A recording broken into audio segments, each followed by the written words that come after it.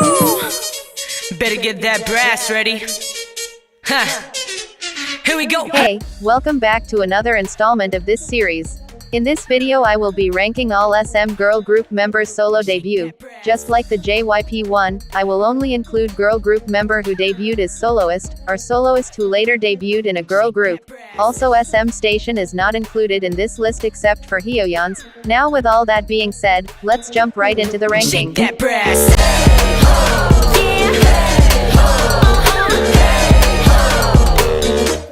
Shake that brass. This song is the epitome of troll, but the thing is Amber just doesn't have that nugu swag in her to pull of a troll song. So instead of a fun, catchy, for the art not the chart, woo-ah and bling bling kind of song we got this annoying, lame song.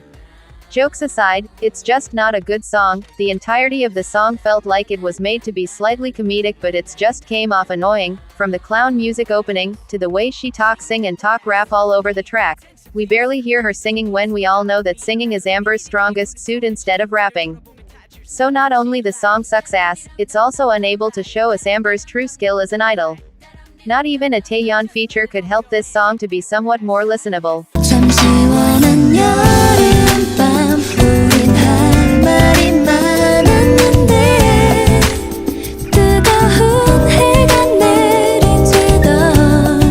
She used to be my favorite idol, but I just can't stand any of her solo release.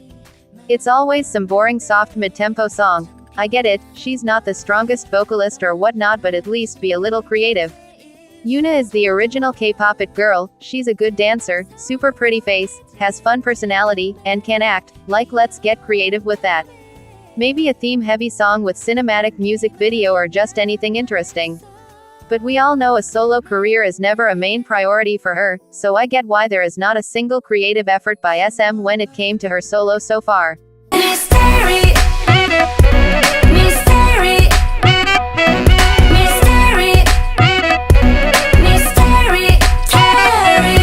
Sometimes I just feel like Hyoyeon, being the second most active soloist in SNSD, just deserves better treatment.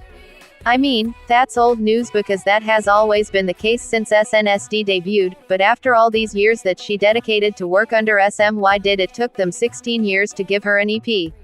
Like, her solo debut is literally a part of SM Station project. The song, Mystery, itself is not that bad. While I dig the instrumental, the chorus of this song is such a big letdown. I mean, it literally just composed of her repeating mystery 6 times and some la-la-las. I feel like at this point SM was still clueless at how to market Hyoyeon as a soloist, and if I have to be really honest, I am not sure if they've ever figured that out with how inconsistent her music is.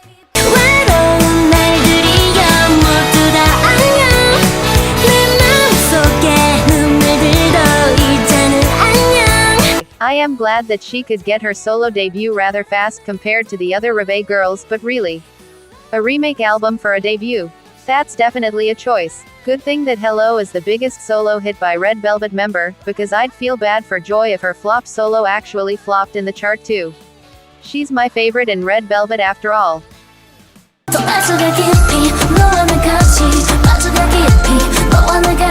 It definitely aged kinda horribly. I thought this would end up higher on my ranking, but after a re-listen, I realized how 2018 this song is with its tropical tinge sound. Objectively, it's still a good song. The whistle-like synth that follows along the top line in the background create a very dreamy instrumental that matches Yuri's softer tone and whispery delivery. But I just can't stand listening to this kind of K-pop song. Like, the trop house trend definitely ruined any kind of song with some sort of that tropical element for me. But even without that, I think some of the B-sides in this album are better than this song.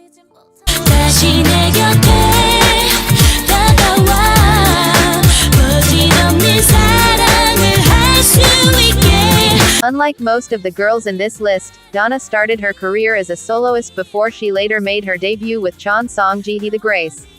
Though her solo career didn't last that long. SM branded her as Boa's successor, but I have to say, compared to Boa's debut, her song sounds more dated. From the early Britney Spears-esque production, the reverbed vocal mixing, to the vocal direction. Not that it's necessarily a bad thing, because unlike some of the songs I mentioned earlier, it did not age that horribly, but I could definitely tell that this song is older than me. Unlike Boa's debut, the song also lacks originality. This could be a song from any K-pop first-gen soloist, while IDP's screams SM entertainment right in front of your face. Maybe that's also the reason why she never really pop out as a soloist.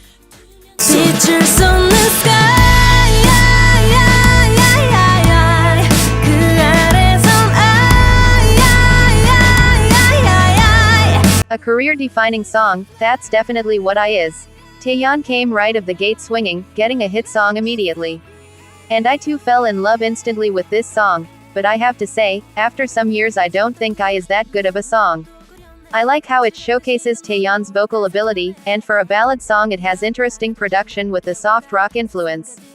But I just can't stand how repetitive the chorus is. Beside that, like many other rap feature in K-pop song, I don't think the verbal jin's opening verse adds anything to the song.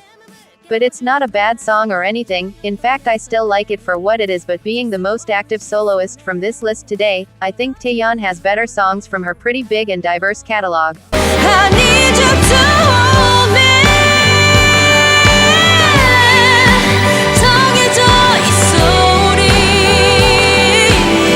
One thing about me, I love a good ballad, especially when it has good melody and sung by someone who could actually sing, and this song checks out the two check boxes. So even though the instrumental is so boring for the most part, I couldn't care more, because this song is just beautiful. A good singer like Wendy is simply what this song needs to rank higher than all of the songs that I previously mentioned. Don't say no, oh, oh.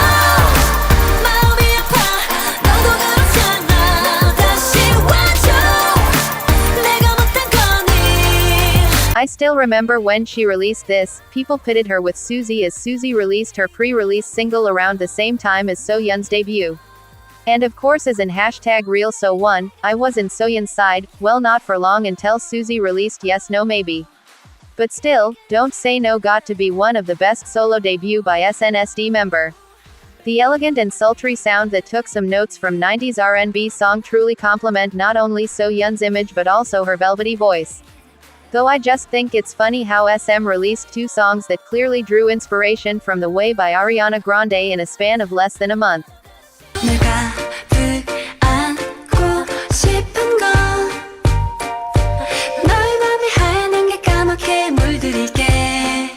SM randomly gave some of the FX Girlies single albums prior to their contract expiration on 2019, but it resulted on some of the more interesting solo project by their usually neglected artists. Goblin, the whole single album, is quite of a solid project. I could easily imagine this as a visual album or some kind. The song Goblin itself built on a hard-hitting beat paired with saccharine sweet chimes, creating a haunting but also cutesy sound that reminds me to Ice Cream Cake by Red Velvet, but with a chorus that actually complement that haunting sound instead of taking it somewhere else completely different. Overall, it's a solo that truly matches Sulli's sweet but also quirky image.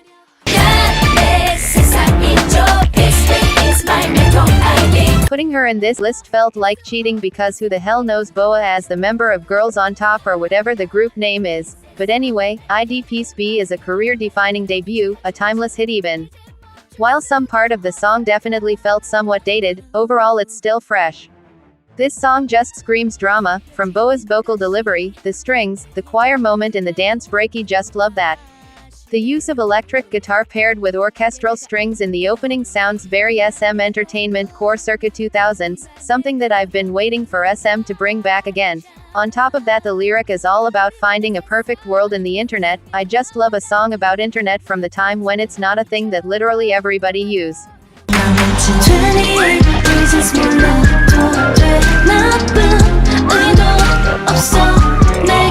I knew I could trust Seulgi on delivering solid solo debut. Unlike Joy with her remake song and Wendy being a balladeer, Seulgi served as a full-course diva meal, with not only song that showcases her vocal skill and a solid dance performance but also interesting song production, something that her fellow bandmates failed to do. If you haven't noticed yet, I love dramatic songs, and the instrumental of this song is definitely giving that. From the tension-building strings to the chilling whisper sound effect. And I haven't mentioned the very campy opening line that adds some troll factor to the song. Like, oh, this song is just so excellent I almost forgive SM for the ugly music video.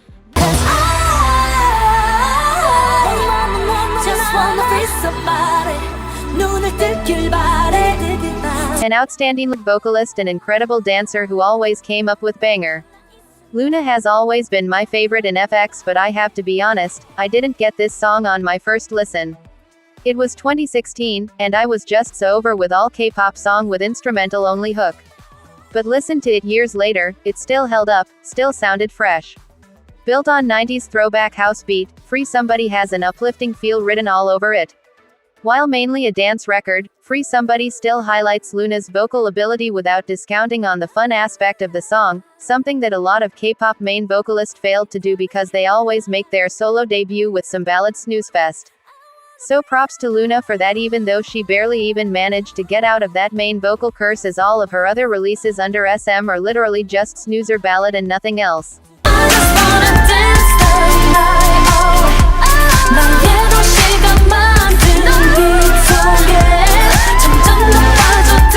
I was there when she released this and everyone hated it and lied that Jessica's Disney Channel song is better than this. Like Christina Aguilera said, maybe it was just too ahead of its time for certain people, but if you're a real music people, you get it.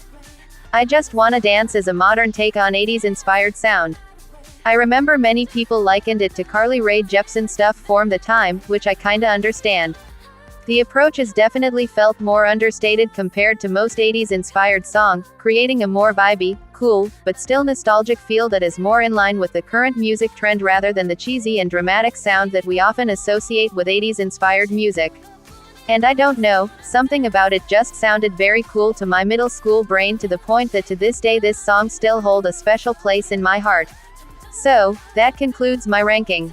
Overall, I think most of these songs are solid, but none of these songs are better than the top 3 on my JYP video though, lol. Sorry if my opinion is rather shallow, feel free to call me dumb in the comment section if you disagree with me. Lastly, Lovelyz is coming back this November, don't forget to tune in guys, #LovelyNews4Life. I hope you guys have a nice day and see you in the next video.